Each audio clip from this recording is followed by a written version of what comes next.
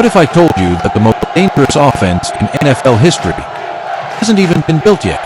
What if the Kansas City Chiefs, a team that has already won 4 Super Bowls, a team that has already made grown men cry on the biggest stage in sports, a team that has already rewritten the record books, what if they're not even close to being done?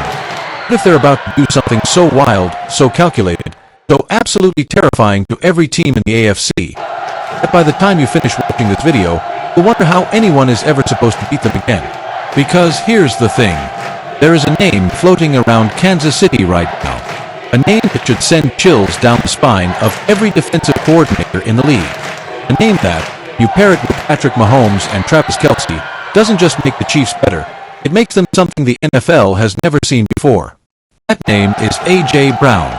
Stay right here, because what I'm about to walk you through is not just a trade rumor. It's not just a roster move.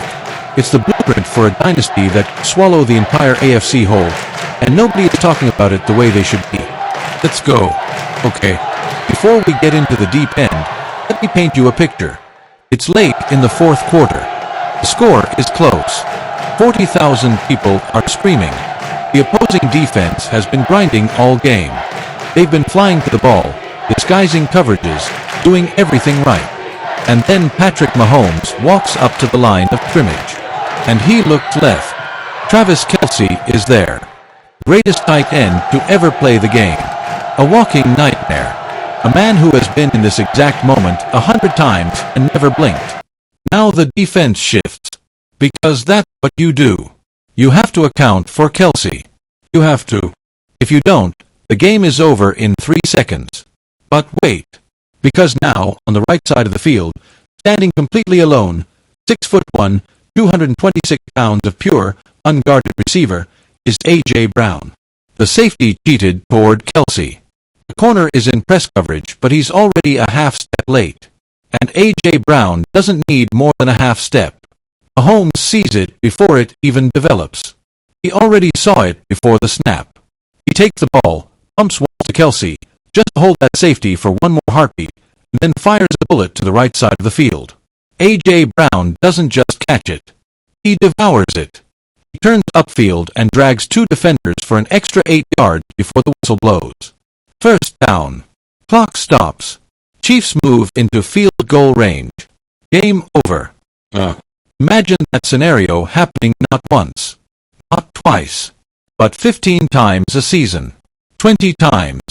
Every single week, on every single drive, in every single stadium across the AFC. That's what we're talking about. That's the monster that Kansas City is considering assembling. And the scariest part, they might actually be able to pull it off. Let me back up for a second, because context matters here. The Kansas City Chiefs, under Patrick Mahomes and Andy Reid, become the standard. The gold bar. The measuring stick. Every other team in the NFL looks at what Kansas City is doing and asks, how do we get there? 4 Super Bowl championships. Multiple MVP awards. A quarterback who, at just 29 years old, already has arguments for being the greatest to ever play the position. An offensive mind in Andy Reid who has been outsmarting defensive coordinators for over 2 decades. A tight end in Travis Kelce who retired from the game holding records that people thought were untouchable. And yet, the Chiefs have had their moments of vulnerability. Their moments where the cracks showed.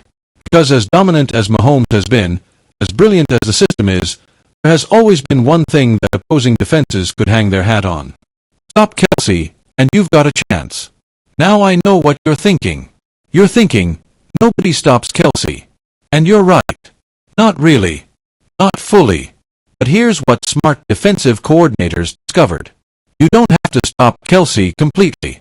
You just have to make it harder. You bring a safety down. You roll coverage his way. You bracket him with a linebacker and a corner. You make Mahomes prove he can beat you with other options. And for years, the Chiefs found ways to overcome that. Isaiah Pacheco in the backfield. Mecole Hardman with his speed. Juju Smith-Schuster in the slot. Rashee Rice as a budding star. They've always had enough weapons to keep defenses honest.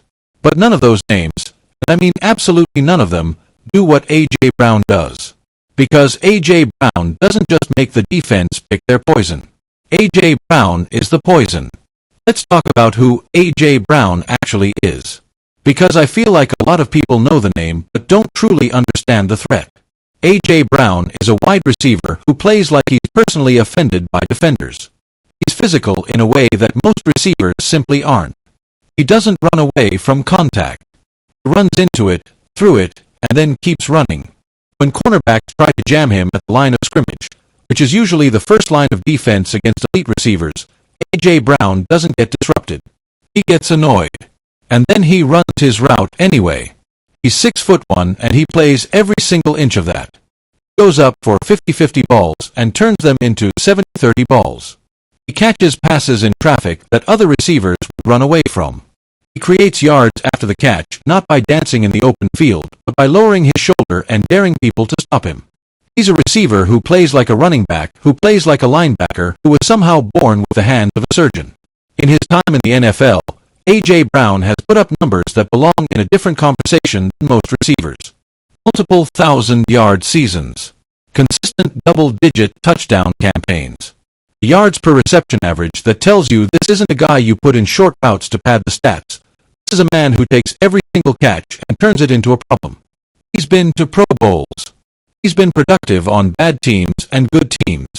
He's been productive when targeted often and productive when targeted less than he should have been. He shows up in big games.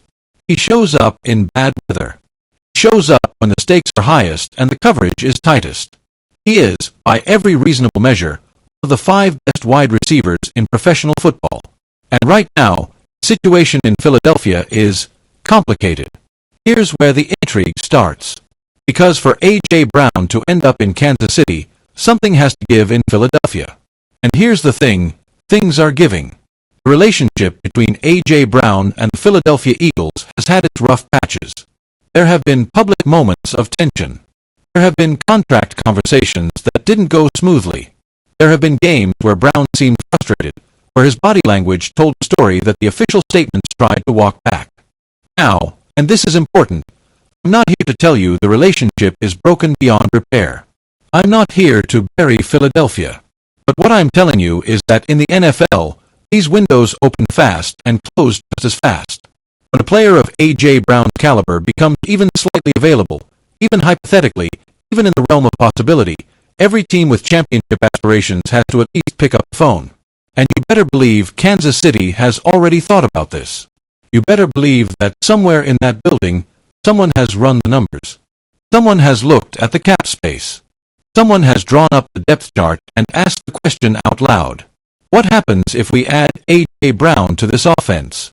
And the answer to that question is exactly why we're here today. Because the answer isn't just, we get better. The answer is something much more dangerous than that. Let me explain something to you about how NFL defenses work against elite teams. Because understanding this is what makes the A.J. Brown conversation so absolutely terrifying. When you face a team like Kansas City, you're already starting from a bad place.